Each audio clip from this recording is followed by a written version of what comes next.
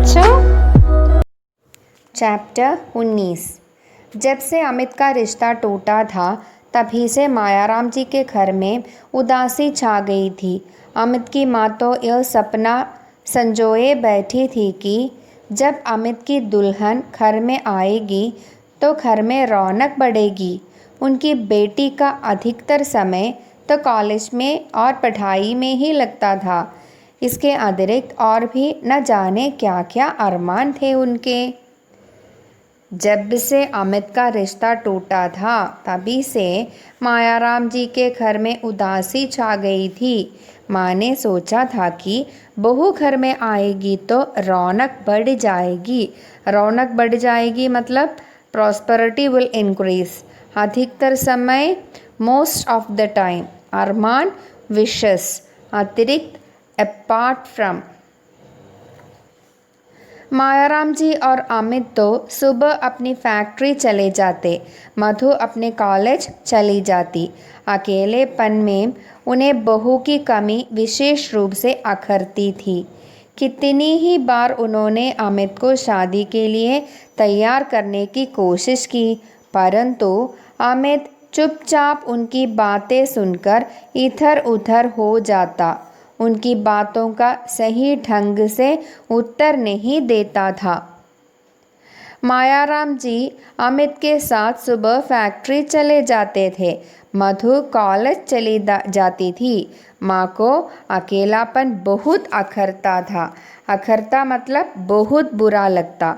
माँ ने अमित से शादी करने के लिए अनेक बार कही थी, लेकिन वह उनकी बातों का ध्यान नहीं देता था। सही ढंग मीन्स करेक्टली, अकेलापन लॉनलीनेस। Next para. सुबह लगभग 11 बजे का समय था। अमित व उसके पिताजी फैक्ट्री गए हुए थे। मधु कॉलेज जाने की तैयारी कर रही थी। तभी पोस्टमैन ने घंटी बजाई।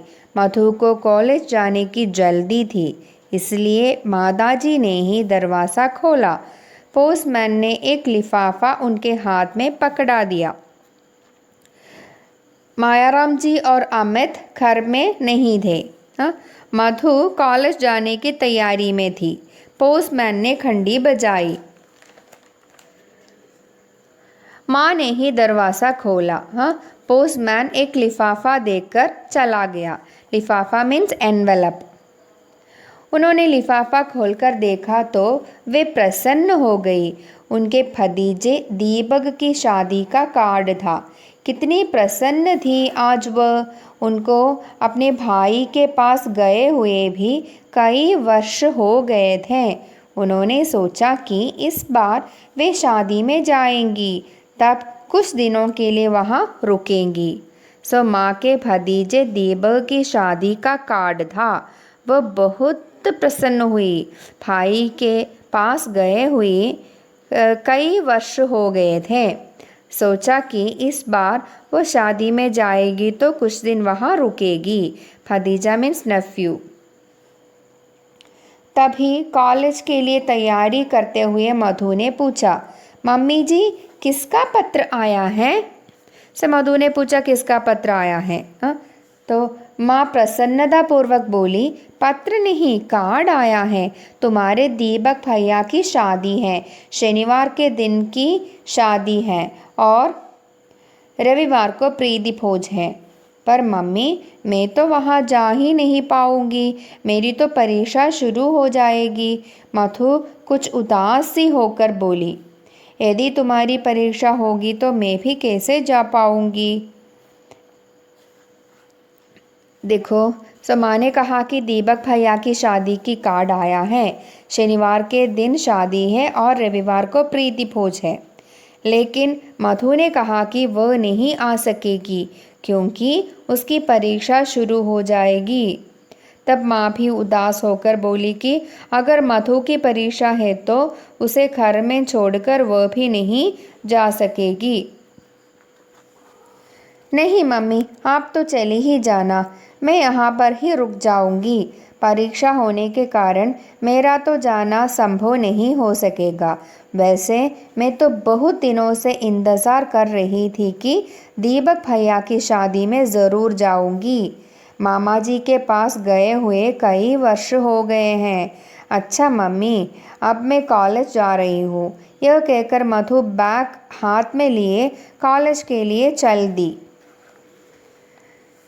तब माँ भी बहुत उदास होकर बोली कि अगर मधु की परीक्षा है तो उसे घर में छोड़कर वह भी नहीं जा सकेगी। लेकिन मधु ने कहा कि उसकी भी बड़ी इच्छा थी कि शादी में भाग लेने की और मामा जी के घर जाने की, लेकिन परीक्षा के कारण वह जा न सकेगी। लेकिन उसने माँ को शादी में जाने के लिए कहा। माँ इस बात को सोचकर ही बेचैन थी कि वे दीपक की शादी में जा पाएगी या नहीं। जैसे ही खड़ी में टक टक की आवाज़ हुई, उनका ध्यान खड़ी की ओर गया। खड़ी में दोपहर का 1 बज गया था। दोपहर के भोजन के लिए अमित का घर आने का समय हो गया था। तभी दरवाजे पर घंटी बजी। अमित ने जैसे ही अंदर प्रवेश किया और मेज़ पर कार्ड देखा तो माँ से बोला, मम्मी आज एक कार्ड कहाँ से आया है?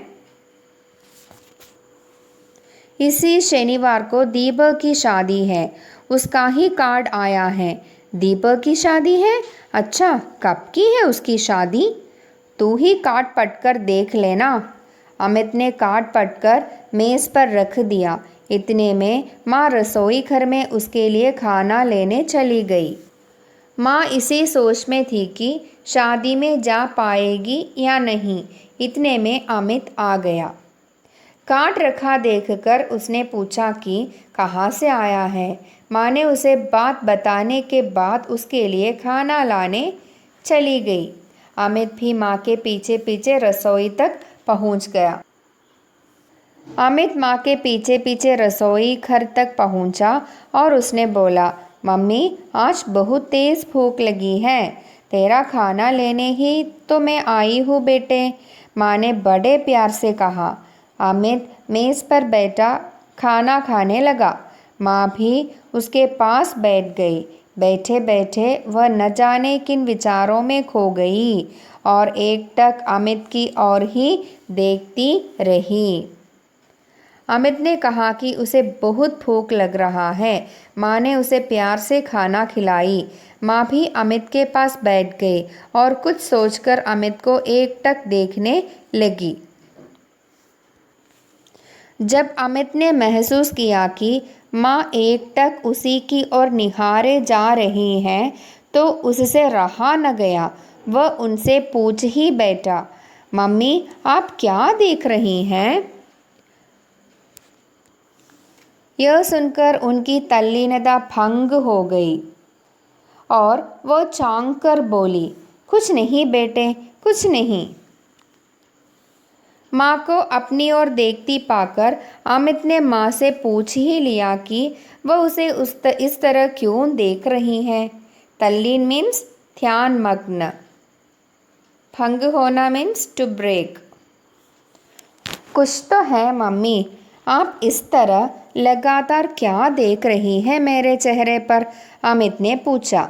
बेटे, मैं यह सोच रही थी कि दीपक तुमसे 2 वर्ष छोटा है, उसका विवाह हो रहा है, परंतु तुम उससे बड़े होते हुए भी तुम्हारी शादी नहीं हो पाई है।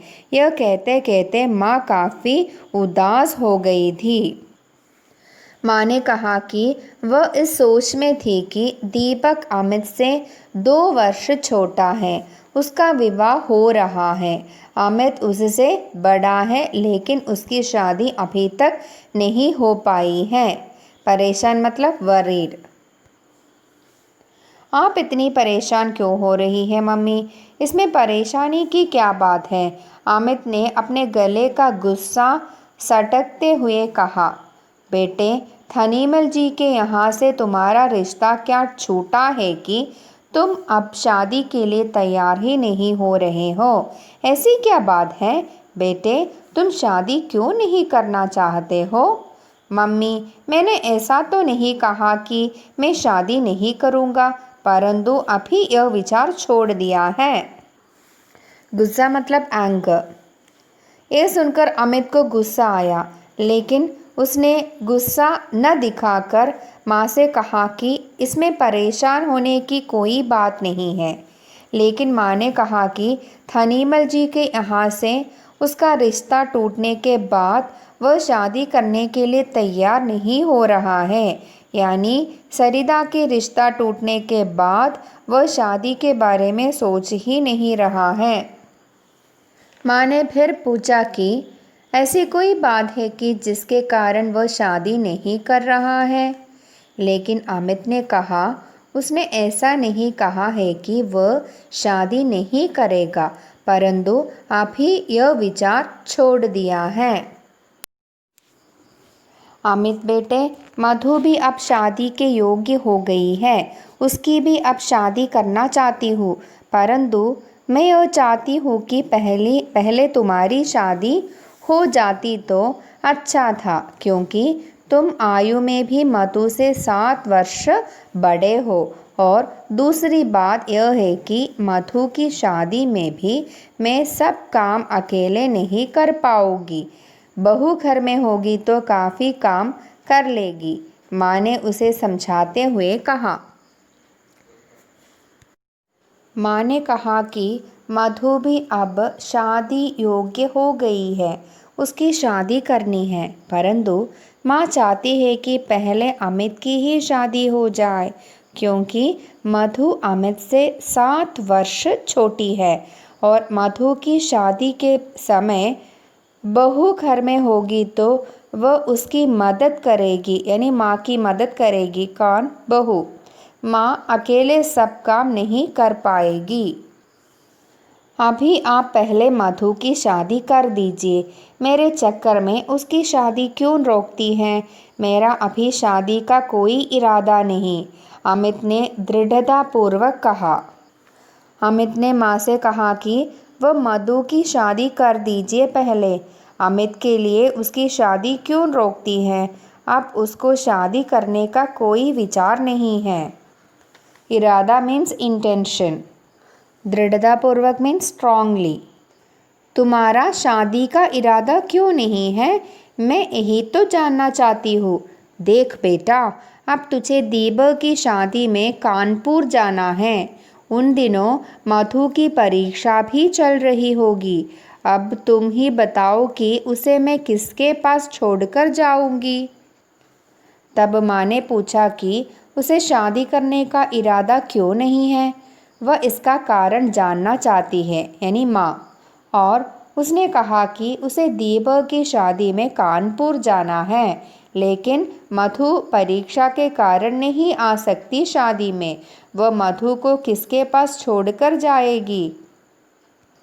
मतलब अगर बहू होती तो माँ निश्चिंत विवाह में जा सकती थी। इस समस्या का समाधान भी हो जाएगा। आप इस बात की अभी से क्यों चिंता करती हैं? यह कहकर अमित अपने काम पर चला गया। माँ अमित के इस व्यवहार से विस्मित सी खड़ी रह गई थी। उसके व्यवहार में यह परिवर्तन उनकी समझ में नहीं आ रहा था। अमित पहले तो कभी भी उनकी बात को इस तरह से नहीं टालता था, परंतु अब उसे क्या हो गया? अचानक उसके व्यवहार में इतना परिवर्तन कैसे? तब अमित ने कहा, इस समस्या का भी हल हो जाएगा। उसने कहा कि माँ को अभी से इसकी चिंता करने की ज़रूरत नहीं है। माँ अमित के व्यवहार से चकित रह गई। उसकी व्यवहार में आया परिवर्तन उसकी समझ में नहीं आ रही थी।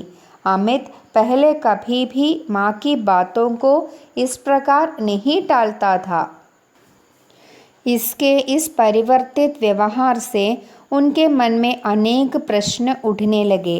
कहीं अमित ने शादी का विचार तो नहीं त्याग दिया, या फिर हो सकता है कि उसने कोई लड़की पसंद कर ली हो।